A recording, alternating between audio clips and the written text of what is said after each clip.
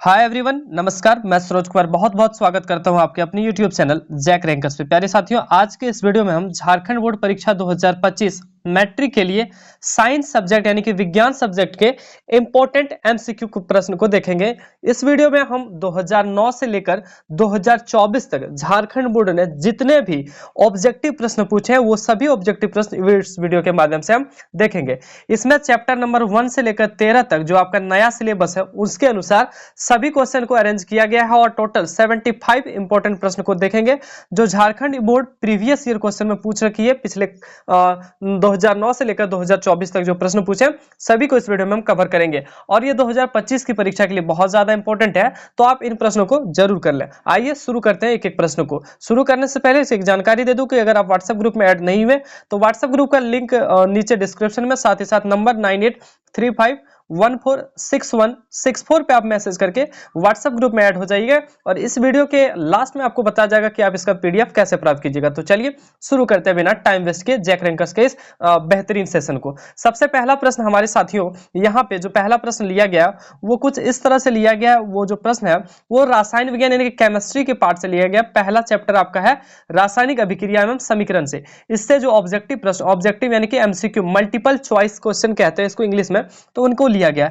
सबसे पहला प्रश्न है प्यारे साथियों, एक नंबर समीकरण CaCO3 में CaO प्लस CO2 में बंट जा रहा है तो इसको कौन सा अभिक्रिया कहते हैं। तो देखो सबसे पहले यहाँ पे एक एलिमेंट था वो जो है दो भाग में टूट गया, तो टूटना जो है प्यारे बच्चों वियोजन अभिक्रिया कहलाता है। क्या कहलाता है? वियोजन। ऑप्शन नंबर 2 इसका बिल्कुल करेक्ट आंसर हो जाएगा। यही प्यारे बच्चों कुछ इस तरह से अगर इसको उल्टा लिख देता CaO प्लस CO2 लिख के अगर इधर CaCO3 लिखता तो ये प्रश्न जो है इसका आंसर संयोजन अभिक्रिया हो जाता। ये संयोजन हो जाता अगर इस तरह से लिखा होता। ठीक है, दूसरा प्रश्न देखते हैं। जल के विद्युत अपघटन में कैथोड पर कौन सी गैस मुक्त होती है? तो कैथोड पे प्यारे बच्चों हाइड्रोजन और एनोड पे ऑक्सीजन गैस मुक्त होती है। कैथोड पे जो है हाइड्रोजन और एनोड पे जो है ऑक्सीजन गैस निकलती है। बोला गया है तीसरा प्रश्न, उपचयन अपचयन अभिक्रिया का दूसरा नाम क्या है? उपचयन या फिर अपचयन अभिक्रिया का दूसरा नाम क्या है? तो रेडॉक्स अभिक्रिया कहते हैं प्यारे बच्चों। ऑप्शन नंबर 3 इसका बिल्कुल सही जवाब हो जाएगा। अगला बोला है किसी अभिक्रिया में भाग लेने वाले पदार्थ कहलाते हैं। तो किसी अभिक्रिया में जो भाग लेते हैं उसको हम लोग अभिकारक कहते हैं और भाग लेने के बाद जो है जो प्रोडक्ट बनता है उसको हम लोग उत्पाद कहते हैं। तो इस प्रश्न का आंसर क्या हो जाएगा? अभिकारक, और प्रोडक्ट जो बनता है उसको हम लोग क्या बोलते हैं? उत्पाद बोलते हैं। साथियों इस वीडियो में हम सिर्फ और सिर्फ multiple choice question, multiple choice question मतलब ऑप्शन वाले क्वेश्चन को कहते हैं, ऑब्जेक्टिव प्रश्न को देखेंगे। नेक्स्ट हमारा जो वीडियो होगा साइंस का, उसमें हम जितना भी अति लघु उत्तरीय प्रश्न पूछा जाता है 1 नंबर या फिर 2 नंबर वाले, उन सभी को देखेंगे। टोटल 13 चैप्टर का क्वेश्चन एक वीडियो में। तो बिल्कुल हमारे साथ जुड़े रहिएगा। जैक रैंकर्स यूट्यूब चैनल को सब्सक्राइब करते हुए नोटिफिकेशन बेल को जरूर प्रेस कर लीजिएगा। आइए देखते हैं अगला यहाँ पे प्यारे साथियों बोला गया समीकरण CaCO3 में उष्मा जो है लगा दिया जाता है, CaCO2 मिल जाता है। तो ये बताओ किस तरह की। अभी आपने देखा ये प्रश्न 2022 में पूछा गया और ऊपर यही सेम टू सेम प्रश्न 2023 में पूछा गया था। तो कौन सी अभिक्रिया हो जाएगा प्यारे साथियों? ये हो जाएगा वियोजन अभिक्रिया। Option number 2। अगला प्रश्न देखते हैं, छठा नंबर। छठा, श्वसन कैसी अभिक्रिया? इंपॉर्टेंट है, 2022 में पूछा, इससे पहले भी पूछ रखा है। श्वसन जो है प्यारे साथियों उष्मा क्षेपी अभिक्रिया। ऑप्शन नंबर 1 सही जवाब हो जाएगा। अगला बोला निम्न में से कौन सी अभिक्रिया नहीं होगी? इसमें बोला कौन सी अभिक्रिया नहीं होगी। देखो अभिक्रिया इसमें आपको लगेगा कि कौन सा होगा नहीं होगा। यहाँ पे देखिए फेरस जो है वो जिंक को जो है अलग कर देगा। फेरस जो है जिंक को अलग करके ZnSO4 बना लेगा और Fe को साइड कर देगा। समझ रहे हो? दूसरा में जो है Zn और यहाँ पे Cu दे रखा है। Zn का जो है प्यारे साथियों ये अभिक्रियाशील ज्यादा है Cu की तुलना में। Zn का अभिक्रियाशीलता ज्यादा है Cu की तुलना में, जिनके कारण ये है Zn को अलग नहीं कर पाएगा। Zn को अलग नहीं कर पाएगा इसलिए ये समीकरण नहीं बन पाएगा। तो ऑप्शन नंबर इसका 2 हो जाएगा। यहाँ पे CuSO4 जो है AlSO4 हो जाएगा और Cu को साइड कर देगा। ठीक है, यहाँ पे ZnSO4 हो जाएगा और ये Cu को साइड, क्योंकि Zn का अभिक्रियाशील ज्यादा है जिसके कारण वो Cu को अलग कर देगा। कहने का मतलब है प्यारे साथियों, यहाँ पे आप सुंदर दिख रहे हैं आपके अपने दोस्त से, अगर आपका दोस्त आपसे जो है कम सुंदर है तो आप उसकी जो है जगह आ जाएंगे तो ये आपको अपना लेगा और इसको क्या कर देगा, साइड कर देगा। बात यही है, समझ गए। विस्थापन अभिक्रिया, द्विविस्थापन हम बताएंगे कभी। अगला बोला है निम्न में से कौन संतुलित समीकरण है। संतुलित समीकरण पूछा है, यानी कि दोनों साइड जो एलिमेंट्स हैं उनकी संख्या क्या होनी चाहिए, बराबर होनी चाहिए। तो ये आपको देख लेना। देखिए यहाँ पे Na सोडियम 1 है, यहाँ भी 1 है, बिल्कुल सही है। ऑक्सीजन यहाँ पे देखिए 2 है जी, और यहाँ भी ऑक्सीजन कितना है, ऑक्सीजन यहाँ पे 1 है। तो ये जो है समीकरण संतुलित नहीं है। ऑक्सीजन यहाँ पे देखिए 1 ही, यहाँ पे कितना 2 गुने 0, तो यानी कि 2 गुने ऑक्सीजन, तो 2 ऑक्सीजन है। तो पहला जो है बैलेंस नहीं है। और पूछा कौन सा बैलेंस है। अगला देखिए यहाँ फेरस 3 है, यहाँ भी 3 है जी।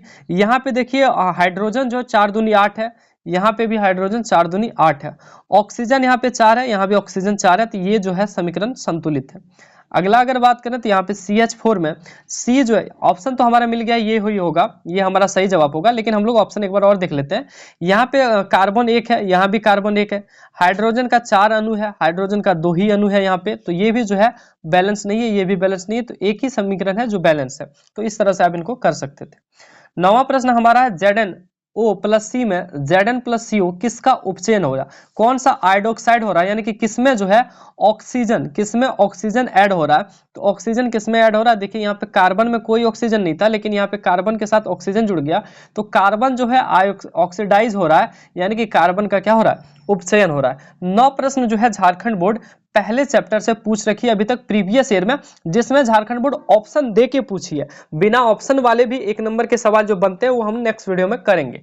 अगला देखते हैं अम्ल, क्षारक एवं लवण से संबंधित जो प्रश्न है। दूसरा चैप्टर हमारा है एसिड बेस एंड सॉल्ट से संबंधित। पहला प्रश्न है नीला लिटमस पेपर किससे लाल हो जाता है। नीला लिटमस पेपर किससे लाल हो जाता है। तो लाल किससे हो जाएगा प्यारे बच्चों, इसके लिए हम एक छोटा सा ट्रिक बताते हैं हमेशा। यहाँ पे एक ट्रिक है BRA, ठीक है। BRA यानी कि ब्लू को जो है रेड करेगा, ब्लू को क्या कर देगा, रेड कर देगा। और वो कौन करेगा, एसिड। एसिड मतलब क्या हो जाता है, अम्ल हो जाता है। और RBB जो है, RBB यानी कि रेड को कर देगा क्या, ब्लू। रेड को ब्लू कर देगा कौन करेगा, बेस। बेस मिस होता है प्यारे बच्चों, क्षारक, समझ गए। तो ब्लू को जो है रेड करेगा, किसको, ब्लू को जो है रेड कर देगा कौन, एसिड। और रेड को जो है ब्लू कर देगा कौन, बेस यानी कि क्षारक। अब यहाँ पे पूछा क्या, नीला लिटमस पेपर किससे लाल हो जाता है, यानी कि ब्लू को जो है रेड कर रहा है। तो ब्लू को रेड कौन करेगा जी, BRA। ऐसा ट्रिक आप याद रख सकते हो। तो अम्ल करेगा, ये बहुत बार पूछा भी गया है, ठीक है। तो ये आंसर बिल्कुल सही हो जाएगा, एसिड। ऑप्शन नंबर 1 जो है बिल्कुल सही होगा। अगला प्रश्न दे रखा, निम्न में से कौन क्षार है। क्षार की पहचान प्यारे साथियों लास्ट में OH लगाओ। ध्यान रहे सिर्फ और सिर्फ OH लगा होना चाहिए। इसके अलावा अगर डबल OH लगा हुआ तो नहीं होगा। अगर OH लगाओ तो वो क्षार होगा। जैसे कि इसमें जो है OH NaOH जो है, ये जो NaOH जो है ये इसमें क्षार हो जाएगा, ऑप्शन नंबर 4। अगला बोला जिप्सम का रासायनिक सूत्र कौन सा। तो जिप्सम का रासायनिक सूत्र प्यारे साथियों CaSO4.2H2 हो जाएगा। CaSO4.2H2O, 2H2O यहाँ पे होगा, ठीक है। यहाँ पे CaSO4 2H2O। लेकिन प्यारे साथियों ये जो है किसका सूत्र है, ये जो है प्लास्टर ऑफ पेरिस का सूत्र, प्लास्टर ऑफ पेरिस का सूत्र ये है। जिप्सम का ऑप्शन नंबर 2 इसका सही होगा। अगला बोला कौन सा लाल लिटमस को नीला करता है। बोले बार बार पूछता है तो इनको कर लेना। लाल को नीला इस बार बोला है, रेड को जो है ब्लू करता है। रेड को ब्लू क्यों करता है, RBB यानी कि बेस करता है। बेस में क्षारक हो जाएगा। ऑप्शन नंबर जो है इसका प्यारे बच्चों 2 हो जाएगा, ठीक है। क्षार या फिर क्षारक जो भी मिल जाए तो ये आंसर हो जाएगा। अगला बोला निम्न में कौन दुर्बल अम्ल, दुर्बल यानी कि वीक, वीक इसमें से कौन सा प्यारे बच्चों।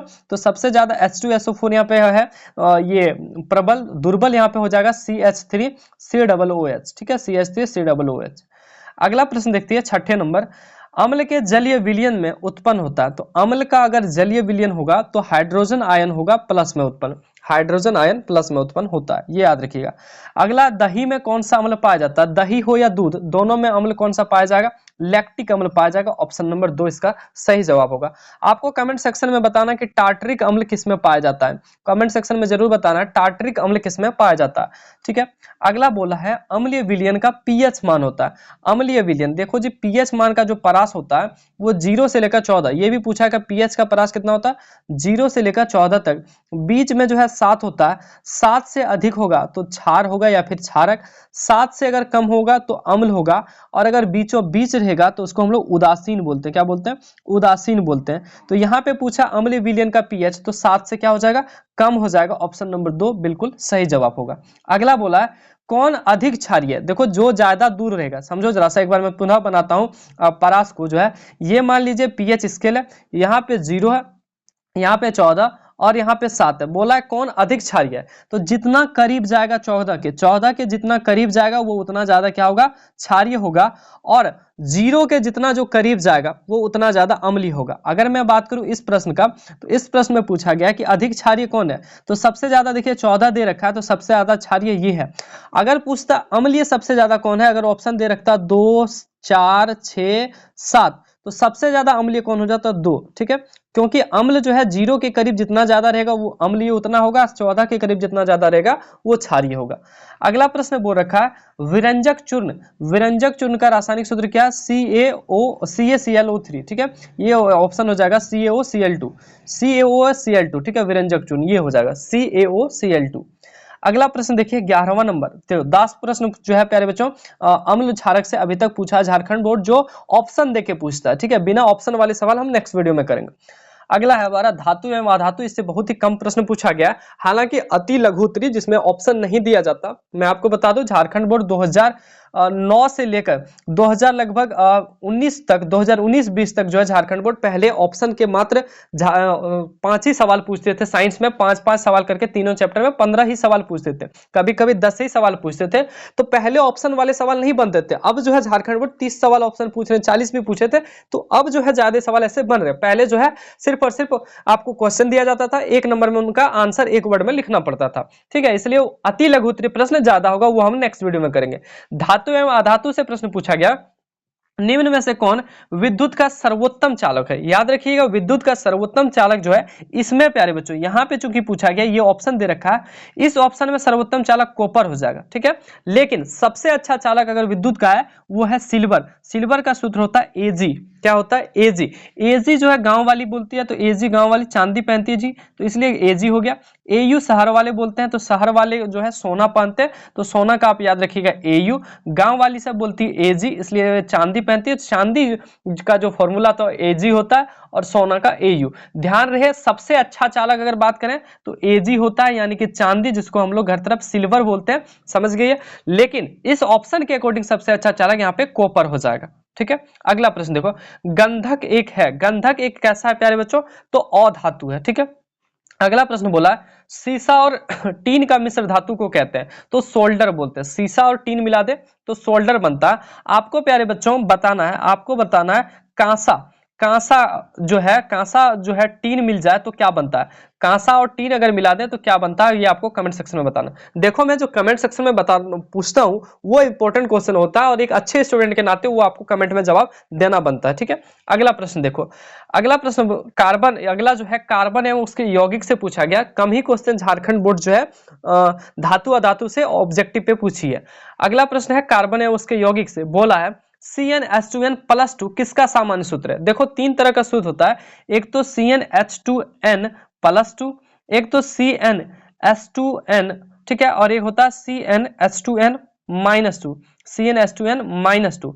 तो एक में हम बोलते हैं जी हमारे भाषा में, एक में हम बोलते हैं, एक में है सटा दो, इसमें देखो +2 सटा दिया है, इसमें हटा दो है ही नहीं, और इसमें घटा दो। याद रखो पहले सटा दो, फिर हटा दो, और लास्ट में घटा दो। ठीक है, सटा दो, हटा दो और घटा दो। सटा दो में क्या होता है, +2 हम लोग ऐड कर देते हैं, घटा दो में कुछ नहीं लिखते हैं, और ये हटा दो में और घटा दो में हम लोग -2 ऐड करते हैं, और ऐसे याद रखते हैं alkane, alkene, alkyne, alkane, alkene, alkyne, alkane, alkene, alkyne. तो पहले में हो जाएगा एल्केन, क्योंकि सटा दिया है, अगर हटा देता तो एल्कीन हो जाता, अगर घटा देता तो एल्काइन हो जाता। फिर से मैं बता दूं, सटा दो, हटा दो, घटा दो, एल्केन, एल्कीन, एल्काइन। तो इसका आंसर क्या हो जाएगा, +2 है, यानी कि सटा दिया तो एल्केन हो जाएगा, बिल्कुल सही जवाब। ठीक है, अगला प्रश्न की ओर चलते हैं।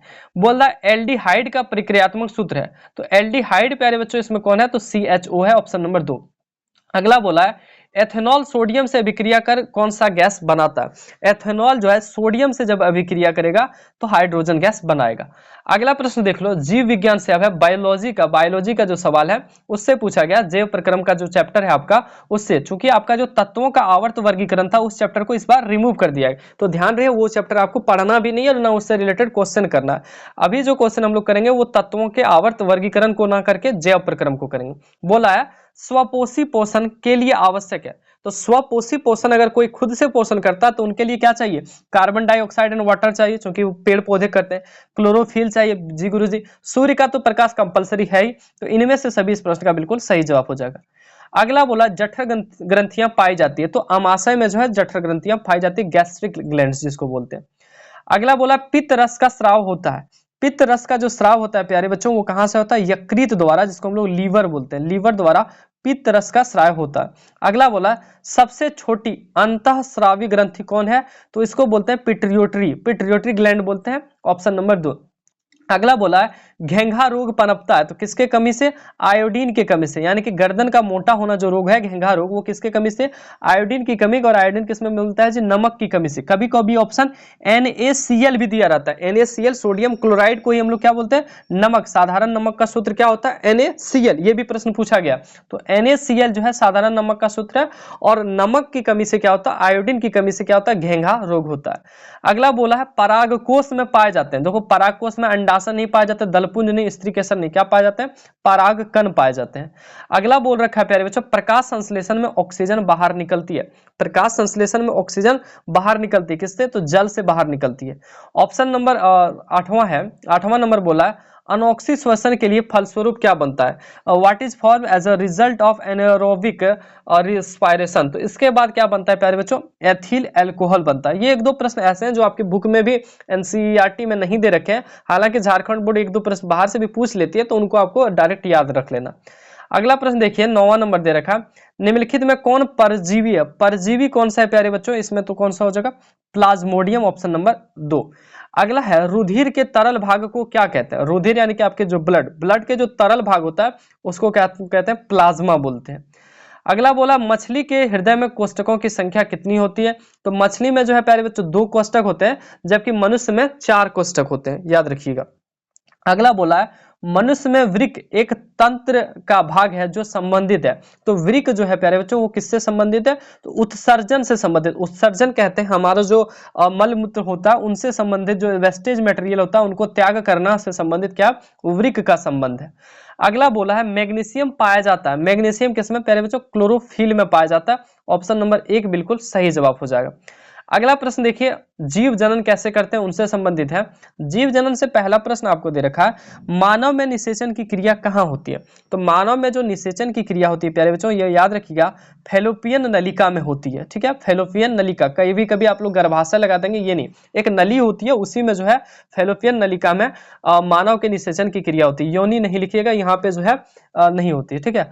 अगला प्रश्न है किसमें मुकुलन विधि द्वारा जन्म होता है, मुकुलन विधि द्वारा जन्म प्यारे बच्चों हाइड्रा में होता है, और अमीबा में जो है द्विखंडन विधि द्वारा होता है, किसमें, द्विखंडन या फिर खंडन विधि द्वारा अमीबा में जन्म होता है। अगला प्रश्न है प्यारे बच्चों एड्स रोग किसके कारण होता है, एड्स जो रोग है वो विषाणु के कारण होता है, वायरस के कारण फैलता है, ठीक है।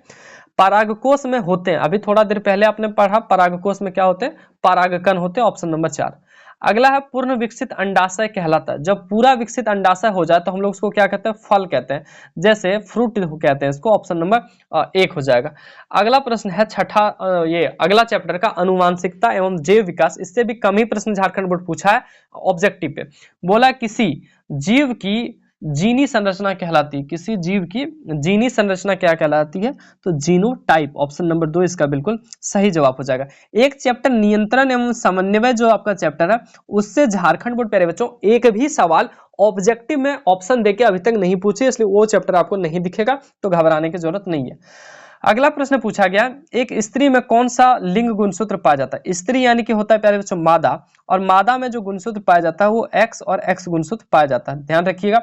नर में जो गुणसूत्र पाया जाता है, नर यानी कि पुरुष, पुरुष में प्यारे साथियों एक्स वाई गुणसूत्र पाया जाता है। इससे संबंधित हमने बहुत सारे वीडियोस में आपको भी बता रखा है ऑलरेडी। हमने एक दो वीडियो जो है सब्जेक्टिव की भी साइंस के डाल रखी है, वो नहीं देखे तो जरूर देख लें। एकदम ऐसे प्रश्नों को कराएं जो 100% इस बार बोर्ड परीक्षा में आएंगे ही आएंगे। अगला प्रश्न देखते हैं, अगला चैप्टर का है भौतिकी यानी कि फिजिक्स, और फिजिक्स का पहला चैप्टर प्रकाश के परावर्तन तथा अपवर्तन से संबंधित है, ठीक है। बोला है किस दर्पण में वास्तविक फोकस होता है, तो कौन से दर्पण में प्यारे बच्चों, अवतल दर्पण में जो है वास्तविक फोकस होता है। अगला बोला मोटर वाहन के सामने कौन सा दर्पण लगा होता है? मोटर वाहन के सामने प्यारे बच्चों उत्तल दर्पण। ध्यान रहे ये सामने, ये आगे वाला नहीं बोल रहा, सामने यानी कि दो जो आईना लगा होता है ना, वो पीछे देखने के लिए, वो सामने की बात करता है।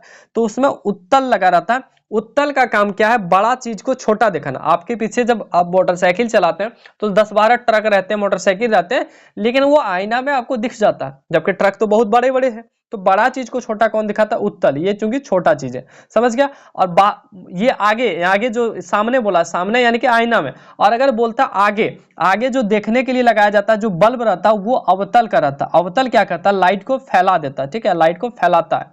समझ गए।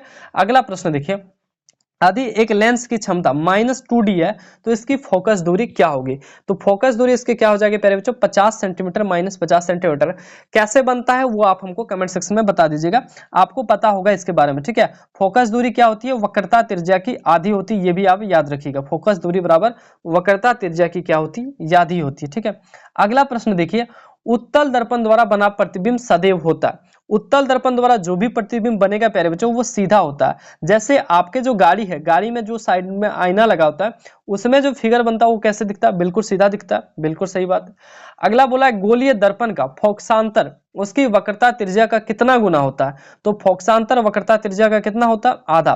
फोकस दूरी जो होती है वो वक्रता त्रिज्या की कितनी होती है? आधी होती है, r/2। ये वक्रता त्रिज्या है, उसकी आधी है कौन? फोकस दूरी। यही पूछा जा रहा। अगला है अवतल दर्पण का फोकस दूरी होता है। अवतल दर्पण का जो फोकस दूरी होता है प्यारे बच्चों कैसे होता है? ऋणात्मक। ध्यान रखिएगा, अवतल दर्पण का जो फोकस दूरी होता है ऋणात्मक, और ये उत्तल दर्पण का जो फोकस दूरी होता है वो धनात्मक होता है। आपने साइन जो है प्रॉपर्टी के बारे में पढ़ा होगा, ठीक है। तो ये प्लस में होता है और ये माइनस में, अवतल माइनस और ये प्लस में।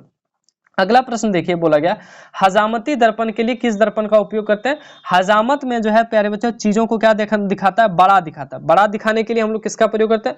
अवतल। हजामत यानी कि नाई सब जो है, जब हम लोग हजामत करते हैं, अपना जो है सेविंग वेविंग कराते हैं, तो उस समय जो है हम लोगों का फिगर बड़ा दिखे उसके लिए हम लोग कौन सा? अवतल का प्रयोग करते हैं। वैसे डॉक्टर सब जब चिकित्सा के रूप में करते हैं तो भी कौन सा दर्पण किया जाता है? अवतल का किया जाता है, ताकि जो है जैसे दांत का ऑपरेशन करना है तो बड़ा दिखने के लिए अवतल का प्रयोग करते हैं। अगला बोला गोलीय लेंस मुख्यतः कितने प्रकार के होते हैं? तो 2 प्रकार के। कौन सा? एक उत्तल दर्पण, ये उत्तल लेंस, और एक अवतल लेंस, ध्यान रहेगा।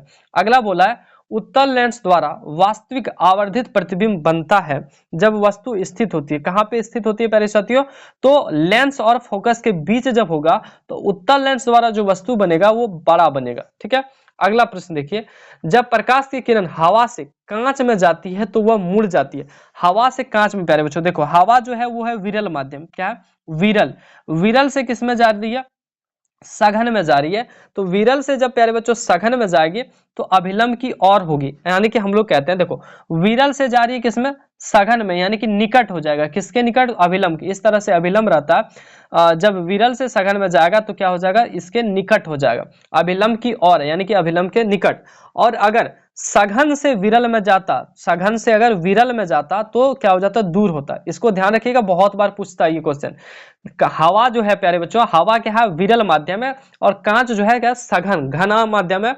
घना से जो है सघन से, ये विरल से जब सघन में आएगा तो अभिलंब की ओर हो जाएगा, और सघन से जब विरल में जाएगा तो अभिलंब से दूर चल जाएगा। अगला बोला लेंस की क्षमता का एसआई मात्रक। तो लेंस की क्षमता का एसआई मात्रक डायोप्टर होता है, कोई दिक्कत नहीं है। अगला बोला है किसी दर्पण से आप चाहे कितनी ही दूरी पर खड़े हो आपका प्रतिबिंब सदैव सीधा प्रतीत होता है। संभवतः कौन सा दर्पण है? तो ये दर्पण कौन सा हो जाएगा प्यारे बच्चों? ऑप्शन नंबर हो जाएगा, बोल रखा है किसी कितनी भी दूरी पर आप खड़े हो आपका जो है प्रतिबिंब सदैव सीधा प्रतीत होता है। ये जो है समतल होता है, ठीक है। समतल या उत्तल दोनों होगा। देखो आपके सामने अगर एक आईना लगा, जो आप घर में आईना देखते हैं उसमें भी सीधा प्रतीत होता है, और जो उत्तल है उसमें भी सीधा प्रतीत होता है, ठीक है। तो ये ऑप्शन हो जाएगा डी नंबर। अगला प्रश्न दे रखा है मानव नेत्र तथा रंग बिरंगा संसार से। बोला गया प्रिज्म द्वारा प्रकाश की कौन सी परिघटना होती है? तो प्रिज्म द्वारा प्रकाश की कौन सी घटना होती है? वर्ण विक्षेपण की घटना होती है। ये प्रिज्म रहता है, जब प्रकाश की किरण इधर घुसती है तो 7 भागों में विभक्त हो जाती है। इसी को हम लोग क्या बोलते हैं? वर्ण विक्षेपण। अगला प्रश्न है जरा दृष्टि दोष किस प्रकार के लेंस से ठीक किया जाता है? जरा दृष्टि दोष प्यारे बच्चों जो हम लोग करते हैं द्विफॉक्सी लेंस से करते हैं, ऑप्शन नंबर 3 हो जाएगा। ठीक है, जरा दृष्टि दोष। हमने दूर दृष्टि दोष और निकट दृष्टि दोष ठीक करने के लिए ट्रिक भी बता रखा है, अगर नहीं देखें तो डिस्क्रिप्शन में लिंक दिया गया है, या फिर आप साइंस के वीडियो को देखिएगा सब्जेक्टिव वाले, उसमें आपको मिल जाएगा कि दूर दृष्टि दोष को किस तरह से ये उत्तल से ठीक किया जाता है, निकट को अवतल से। इसके लिए एक बेहतरीन ट्रिक बताएं, वो आप देख लीजिएगा। अगला बोला है खतरे का निशान कैसे होता है प्यारे बच्चों? तो खतरे के निशान लाल रंग का होता है, जैसे आप जो है शादी विवाह में अपनी जो है वाइफ को देखते हैं। ठीक है, अगला प्रश्न देखो। अगला बोला हमारे नेत्र में लेंस होता है, तो हमारी जो आंख होती है उसमें कौन सा लेंस पाया जाता है? उत्तल लेंस पाया जाता है, याद रखिएगा। ठीक है, हमारे आंख में कौन सा लेंस? उत्तल लेंस पाया जाता है। अगला बोल रखा है आंख के लेंस की वक्रता त्रिज्या को नियंत्रित करती है। आंख के जो लेंस है उसकी वक्रता त्रिज्या को कौन करती है? तो पक्षमावी मांसपेशियां जो है नियंत्रित करती है। अगला बोल रखा है, और अगर बात करें प्रकाश की मात्रा को कौन नियंत्रित करती है? तो परितारिका। समझिएगा, प्रकाश की मात्रा को जो है परितारिका नियंत्रित करेगा, आइरिस जिसको बोलते हैं। और वक्रता त्रिज्या को कौन नियंत्रित करता है? तो पक्षमावी पेशियां। अगला बोला स्पष्ट दृष्टि के लिए अधिकतम दूरी, अधिकतम प्यारे बच्चों अनंत है, अधिकतम आप कितनी भी दूरी देख सकते हैं, लेकिन मिनिमम 25 सेंटीमीटर तक ही आप चीजों को साफ देख सकते हैं, उसके नजदीक देखेंगे तो धुंधला प्रतीत होगा। तो इसका जो आंसर हो जाएगा अधिकतम है तो अनंत हो जाएगा, निकटतम रहता तो 25 होता। अगला है अवतल लेंस से चश्मे का उपयोग करके किस दृष्टि दोष? अवतल में प्यारे बच्चों अवतल से हम लोग ठीक करते हैं दीर्घ दृष्टि दोष। किस तरह से बता दें, अवतल में जो है प्यारे बच्चों 4 वर्ड है और 4 का आंसर होगा 3। ये सॉरी, अवतल से प्यारे बच्चों हम लोग निकट दृष्टि दोष को ठीक करते हैं, माफ कीजिएगा, निकट दृष्टि दोष। 3 का 4 हम लोग सूत्र याद रखते हैं, 3 का 4 और 2 का 3, 3 का 4 2 का 3। 3 जो है देखिए अब किसमें रहता है जी? निकट में से 3, तो 3 का आंसर हो जाएगा 4, अवतल में है 4 अक्षर। ठीक है, वैसे दूर में जो है 2 अक्षर है और 2 का हो जाएगा 3, उत्तल में जो है 3 अक्षर है, आप इनको याद रखिएगा। तो अवतल से किसको ठीक करेंगे? निकट दृष्टि दोष को। तारे का टिमटिमाना, तारे का टिमटिमाना किस प्रकार की घटना को दर्शाता है? तो प्रकाश के अपवर्तन को, रिफ्रैक्शन ऑफ लाइट, प्रकाश के अपवर्तन को दर्शाता है तारे का टिमटिमाना। अगला चैप्टर हम लोग देखें, विद्युत से संबंधित प्रश्न पूछा गया, बोला गया विभवांतर का एसआई मात्रक है। तो विभवांतर का एसआई मात्रक क्या होता है प्यारे बच्चों? वोल्ट होता है। ओम जो है किसका एसआई मात्रक होता है? ये आपको बता। प्रतिरोध का एसआई मात्रक क्या होता है? ओम होता है। कूलाम जो है किसका मात्रक? आवेश का होता है। समझो जैसा मैं एक बार लिख भी दूं, वोल्ट जो है विभवांतर का एसआई मात्रक होता है। मैं तो हमेशा आप लोगों से रिक्वेस्ट किया हूं कि जैक रैंकर्स नाम की एक कॉपी बनाइए, जो भी प्रश्न करते हैं उनमें आप लिखिए, इसमें आपको ऑप्शन नहीं लिखने, सिर्फ और सिर्फ आंसर लिखने, और उसको रिवाइज कीजिए, आपको बहुत बेनिफिट होगा, एग्जाम में आप डायरेक्ट क्वेश्चन देखोगे। विभवांतर का एसआई मात्रक प्यारे बच्चों वोल्ट होता है, विभवांतर का एसआई मात्रक वोल्ट होता है। ओम जो है किसका? तो प्रतिरोध का होता है। इन सबको भी लिखते जाना चाहिए। ओम किसका होता है? प्रतिरोध का। कूलाम जो है किसका होता है? विद्युत आवेश का एसआई मात्रक कूलाम होता है। विद्युत धारा का एसआई मात्रक क्या होता है? विद्युत धारा का एसआई मात्रक क्या होता है? एम्पियर होता है। ठीक है, चलो अगला प्रश्न देखते हैं। विद्युत परिपथ में धारा की माप के लिए किसका प्रयोग किया जाता है? तो धारा की माप के लिए प्यारे बच्चों हम लोग आमीटर का प्रयोग करते हैं। किसका? आमीटर। ठीक है, गैल्वेनोमीटर हम लोग अगर प्रयोग करते हैं मापने के लिए नहीं, समझो जरा सा, विद्युत धारा को मापने के लिए कि कितना धारा इसमें आ रहा, आमीटर का प्रयोग करते हैं। गैल्वेनोमीटर हम लोग वहां प्रयोग करते हैं जहां हम लोग चेक करते हैं कि धारा आ रहा है या नहीं आ रहा है, उसके लिए गैल्वेनोमीटर प्रयोग करते हैं। वोल्ट मीटर का प्रयोग करते हैं, कितना वोल्ट आ रहा है, कितना वोल्ट आ रहा है उसके लिए वोल्ट मीटर। धारा कितना आ रहा है उसके लिए आमीटर, और धारा आ रहा है या नहीं आ रहा है इसके लिए गैल्वेनोमीटर। अगला देखते हैं। अगला बोल रखा है ये किसी बल्ब में 1 मिनट में 120 कूलम आवेश धारा प्रवाहित होती है तो धारा का मान होगा। हम लोग जानते हैं प्यारे बच्चों I बराबर क्या होता है? I बराबर होता है Q/T होता है। क्यों आता है? Q/T। Q दे रखा है आवेश, कितना आवेश दे रखा? 120 कूलम। ठीक है, और धारा पूछा, धारा I बराबर होता है। ठीक है, Q यानी कि कूलम जो है, और T से समय, समय को सेकंड में लेते हैं। 1 मिनट में कितना सेकंड? 1 मिनट में कितना सेकंड होता है प्यारे बच्चों? 60 सेकंड। 0 से 0 6 दूनी 12, यानी कि 2 एम्पियर धारा प्रवाहित होगा। ऑप्शन नंबर 2 इसका बिल्कुल सही जवाब हो जाएगा। अगला प्रश्न देखें। 1 यूनिट विद्युत ऊर्जा का मान होता है 3.6 × 10⁶ जूल। 3.6 गुने 10⁻6 जूल होगा इसका राइट आंसर। अगले चैप्टर की ओर चलें, और ये हमारा विद्युत धारा के चुंबकीय प्रभाव से है।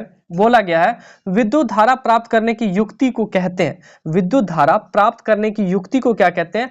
आमीटर कहते हैं। ठीक है, अगला बोल रखा है लघु पतन के समय परिपथ में विद्युत का मान क्या होता? बहुत बढ़ जाता। लघु पतन हमने सब्जेक्टिव में भी आपको करा रखा है कि जब जो है पॉजिटिव तार यानी कि विद्युन्मय तार जब उदासीन तार के संपर्क में आता है तो अचानक से धारा बढ़ जाता है, जिसके कारण लघु पतन यानी कि शॉर्ट सर्किट हो जाता है, तो बहुत अधिक हो जाएगा। अगला जो है चैप्टर और अंतिम चैप्टर है हमारा पर्यावरण। देखो यहाँ पे हम बता दें, नियंत्रण एवं समन्वय नहीं इसमें मिला तो आपको घबराने की जरूरत नहीं, वो चैप्टर जो है उससे ऑब्जेक्टिव प्रश्न नहीं पूछा गया था। मैं बात करूं तो एक चैप्टर है प्यारे बच्चों ऊर्जा के स्रोत, उनको हटा दिया गया है। एक चैप्टर है हमारे बच्चों ये बीच में जो है एक चैप्टर था तत्वों का आवर्त वर्गीकरण, उसको हटा दिया गया, और एक प्राकृतिक संसाधन नाम से चैप्टर था, उनको हटा दिया गया। ठीक है, और अनुवांशिकता एवं जैव विकास आपका चैप्टर है ही। तो ये 3 चैप्टर हटाया, पहले 15 चैप्टर हुआ करता था, ये अब जो है 13 ही चैप्टर है। तो ये 2 चैप्टर आपके हटे, एक चैप्टर ये भी हट गया। ठीक है, तो अगला और अंतिम है हमारा पर्यावरण से बाघ उपभोक्ता है। बाघ जो है प्यारे बच्चों जब किसी को खा जाए तो बाघ को खाने वाला कोई है नहीं है सर, तो ये अंतिम उपभोक्ता है। अंतिम को ही तृतीय पोषी स्तर का बोलते हैं। ठीक है, चिपको आंदोलन कब हुआ था? चिपको आंदोलन प्यारे बच्चों कब हुआ था? 1970 में जो है चिपको आंदोलन हो गया था। प्यारे साथियों इस वीडियो को यही एंड करें, उससे पहले हम अगर बता दें अगले वीडियो में हमारा अति लघुत्तरीय प्रश्न का वीडियो आएगा जो आपकी परीक्षा के लिए बहुत ज्यादा इंपॉर्टेंट है। सभी का जो है पीडीएफ भी आपको प्रोवाइड कराया जाएगा, जो भी इंपॉर्टेंट चीजें हैं। तो आप हमारे व्हाट्सएप ग्रुप में जुड़ जाएं। व्हाट्सएप ग्रुप का लिंक यहाँ पे नीचे डिस्क्रिप्शन में दिया है, यहाँ पे बगल में आपको नंबर भी शो हो रहा है, इसमें जो है आप मैसेज करके व्हाट्सएप ग्रुप में जुड़ जाएं।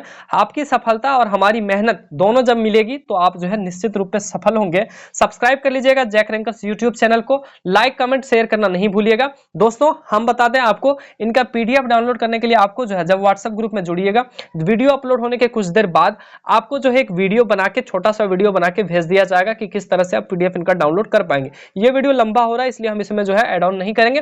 फिलहाल कैसा लगा वीडियो कमेंट सेक्शन में जरूर बताएं, और साथ ही साथ प्यारे साथियों नेक्स्ट वीडियो देखने के लिए इस यूट्यूब चैनल को सब्सक्राइब जरूर कर लें और इसे अपने दोस्तों में जरूर शेयर करें ताकि हमें भी मोटिवेशन मिले। और मिलेंगे आप लोगों के बीच अगले वीडियो में, तब तक के लिए सभी को टाटा बाय बाय, जय हिंद।